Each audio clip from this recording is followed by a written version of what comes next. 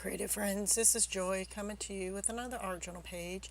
So this is the last page of this journal that I've actually been working in over a couple of years, and realized here recently there's only a couple of pages left, so I decided to uh, work in it over the last couple weeks and go ahead and finish this up so I can do a full flip through of the whole journal, which you'll see next week.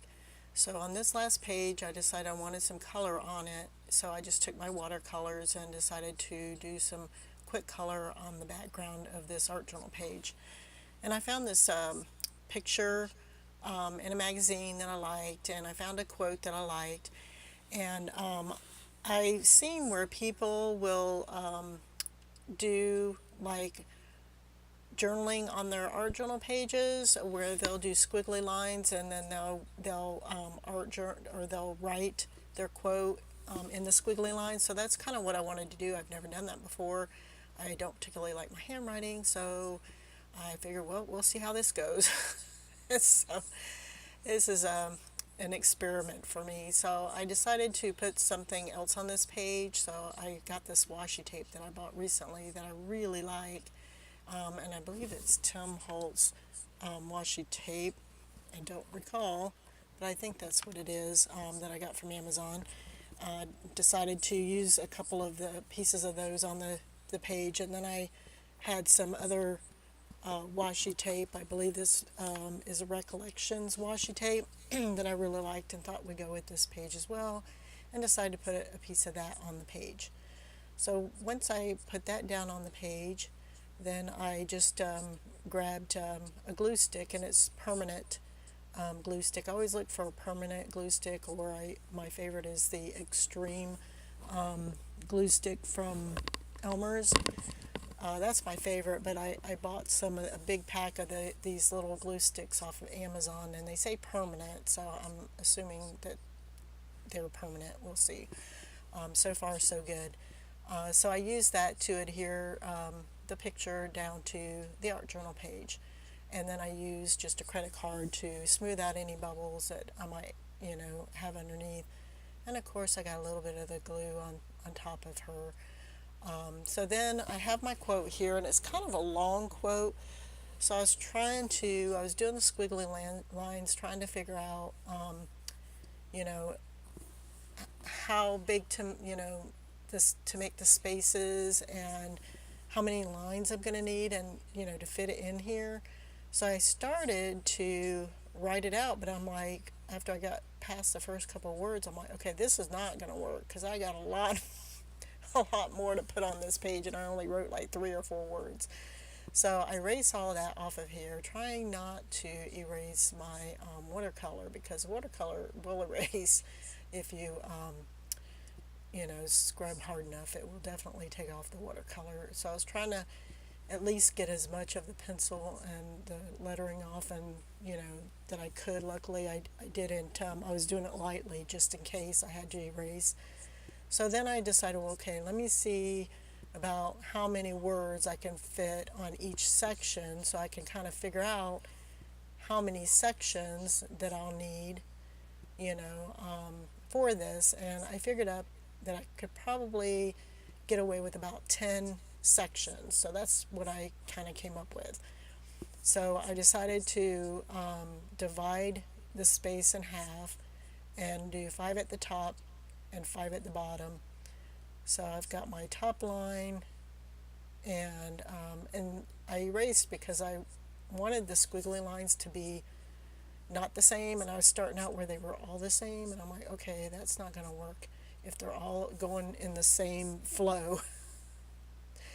So again, I'm counting. I'm like, wait, I'm not getting the right amount of spacing. I need about 10 spaces. So this was a little bit of trial and error.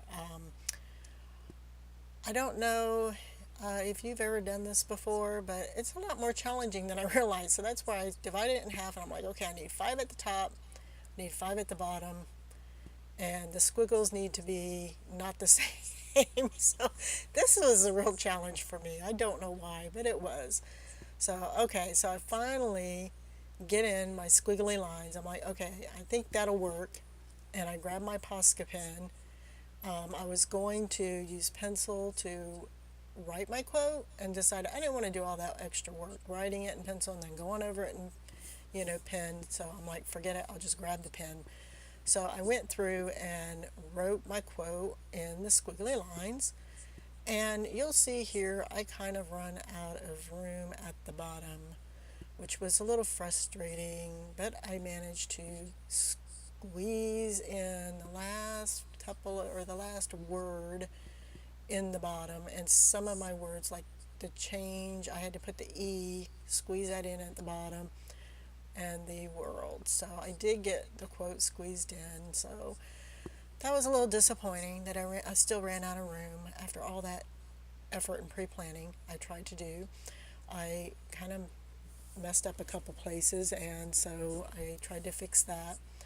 And then I got to looking at it, and it just seemed like that the lines, squiggly lines, needed to be drawn in with a black. So I got a really thin black, what is that? I think it's just a Sharpie, just a thin black Sharpie. Yeah, that I used to draw in the black line because I wanted it to be a thin line. I didn't want it to be as thick as the words. And but I wanted, I liked that look because just having the words there without that line, I don't know, they just didn't look right, I guess. So this was, my fix to that. And then I felt like that the words, I mean, I kind of liked it at this stage, but I thought, well, maybe that would look better if I went and thickened up the words or the lines for the words. So that's what I'm doing here, going back over it to make the lines a little bit thicker. So that's pretty much the art journal page for today. If you like this video, you can give me a thumbs up. If you want to see more of my videos, you can subscribe to my channel, or you can leave me a comment below. I'd love to hear from you.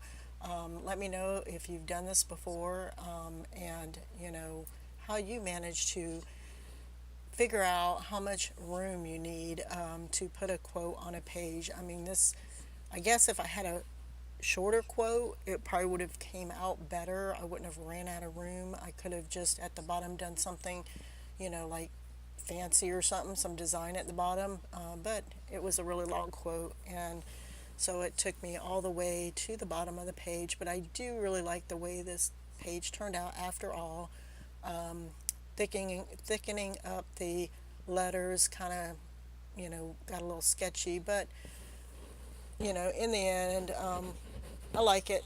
I'm happy with it. I really like this journal. I'm really happy with all of the pages I did in this journal. And like I said, next week I'll show you a flip through of the whole journal.